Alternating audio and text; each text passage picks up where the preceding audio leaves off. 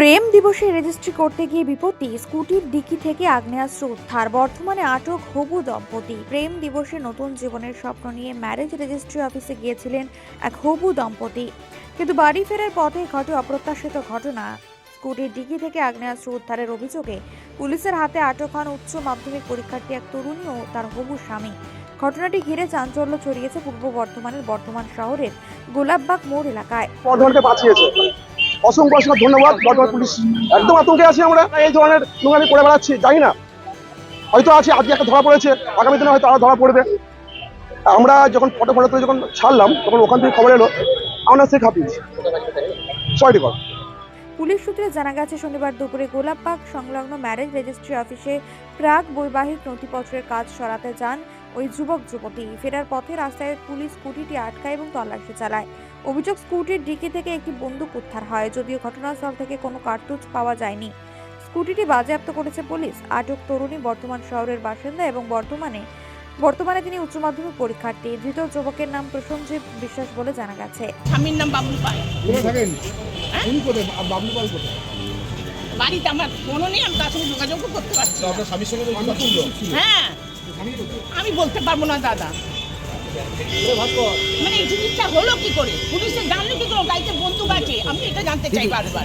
কি মানে কোন জায়গা থেকে ধরেছে গাড়িটা? আমি বলতে পারবো না কোথা থেকে ধরেছে, তাও আমি কি হয়েছিল ঘটনাটা একটু বলুন। ওরা রেস্টাই করতে যাচ্ছে। হ্যাঁ, বিয়ে রেস্টাই করতে যাচ্ছে। হ্যাঁ, দিয়ে পুলিশে গাড়ি ধরেছে, ধরে বলছে বন্দুক আছে। হ্যাঁ, আজকে আমার নাতনি সকালে পরীক্ষা দিতে গেছে, হ্যাঁ, কানলা গেটে নাচতে গেছে, তখন বন্দুক থাকে।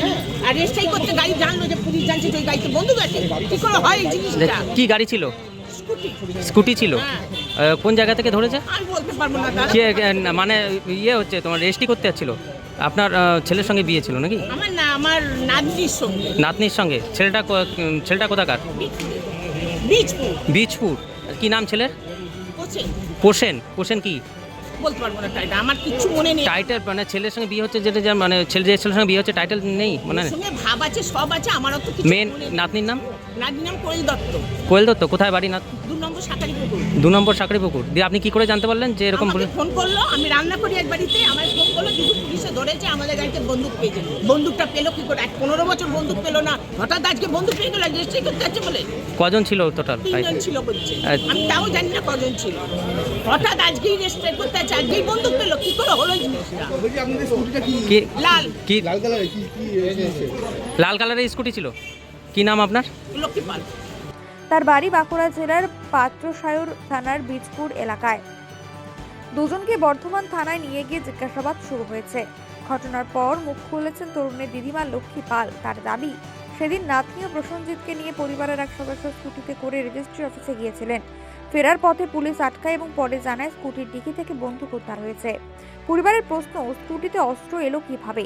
কেউ ইচ্ছাকৃতভাবে কিছু ঢুকিয়ে দিয়েছে কিনা তা নিয়েও সন্দেহ প্রকাশ করেছেন তারা। পুলিশ জানিয়েছে, উদ্ধার হওয়া আগ্নেয়াস্ত্রটি লাইসেন্স প্রাপ্ত কিনা এবং কার্যক্ষম অবস্থায় ছিল কিনা তা খতিয়ে দেখা হচ্ছে।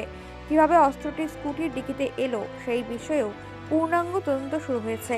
উচ্চ মাধ্যমিক পরীক্ষার মরশুমে এমন ঘটনায় পরিবারে চরম মানসিক চাপে রয়েছে বলে জানা গেছে। তদন্তের অগ্রগতির দিকে এখন নজর। Bureau report, Memari update news.